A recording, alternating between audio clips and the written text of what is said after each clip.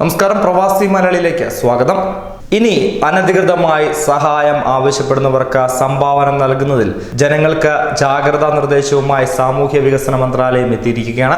പൊതുജനങ്ങളിൽ നിന്ന് പണം പിരിക്കുവാൻ കമ്മ്യൂണിറ്റി ക്ലബ്ബുകൾക്ക് അനുമതി നൽകിയിട്ടില്ല എന്നും മന്ത്രാലയം അറിയിച്ചു കഴിഞ്ഞു. കമ്മ്യൂണിറ്റി ക്ലബ്ബ് അംഗങ്ങൾ സംഭാവന ലഭിച്ച പണം എണ്ണുന്നതിനും അട്ടിവെക്കുന്നതും കാണിക്കുന്ന വീഡിയോ സമൂഹ മാധ്യമങ്ങളിൽ ഈയടുത്ത് പ്രചരിച്ച പശ്ചാത്തലത്തിലാണ് മന്ത്രാലയത്തിന്റെ ഈ ഇടപെടൽ എന്നുള്ളതാണ് ശ്രദ്ധേയമായ വസ്തുത. സാമൂഹ്യ മാധ്യമങ്ങളിലൂടെയും മറ്റും പ്രചരിക്കുന്ന വീഡിയോകളുടെയും ചിത്രങ്ങളും ആധികാരികത ഉറപ്പുവരുത്തണമെന്നാണ് മന്ത്രാലയം അറിയിച്ചത്.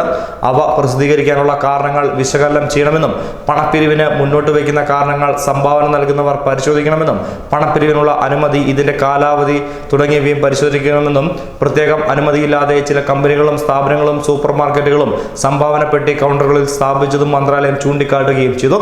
ഇതിനൊക്കെ പ്രത്യേക അനുമതി ഇനി നേടിയിരിക്കണമെന്ന് തന്നെയാണ് ഇപ്പോൾ വരുന്ന ഏറ്റവും പുതിയ വാർത്ത.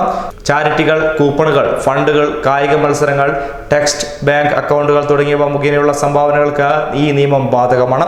അനുമതിയില്ലാതെ സംഭാവന സ്വീകരിക്കുന്നത് കുറ്റകരമായി മാറുകയും ചെയ്യും. അനുമതിയില്ലാതെ സംഭാവന ചോദിക്കുകയോ പണപ്പിരിവ് നടത്തുകയോ ചെയ്താൽ 1 മുതൽ 3 മാസം വരെ തടവാണ് ഇനി ലഭിക്കുക. 2000 മുതൽ 600 ഒമാൻ റിയാൽ വരെ പിഴയും ലഭിക്കും.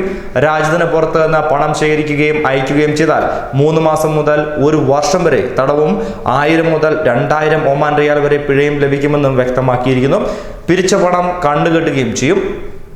ഒമാനി ചാരിറ്റി ഏജൻസിക്കായി 2009 മന്ത്രാലയം പ്രത്യേക വെബ്സൈറ്റ് ആരംഭിച്ചിരുന്നു. ഇഷ്ടപ്പെട്ട അംഗീകൃത ചാരിറ്റിക്ക് എളുപ്പത്തിൽ സംഭാവന ചെയ്യുവാൻ സഹായിക്കുന്നതാണ് ഈ പോർട്ടൽ. കഴിഞ്ഞ വർഷങ്ങളിൽ ശതകോടി റിയാലുകളാണ് ഇതുവഴി രാജ്യത്തെ കാരുണ്യ പ്രവർത്തനങ്ങൾക്കായി ലഭിച്ചത്. സർക്കാർ അംഗീകൃത ചാരിറ്റി വിഭാഗങ്ങൾക്കാണ് ഇതുവഴി തുക ലഭിക്കുന്നത്. എന്തായാലും ഇത്രയധികം കടുപ്പമാകുന്ന ഒരു നിയമം ഇപ്പോൾ വന്ന് ശ്രദ്ധിക്കുക. ഇനി ആരും ഇത്തരത്തിൽ ചാരിറ്റി നൽകാതിരിക്കുന്നതായിരിക്കും നല്ലത്. ന്യൂസ് ഡെസ്ക്, പ്രവാസി മലയാളി.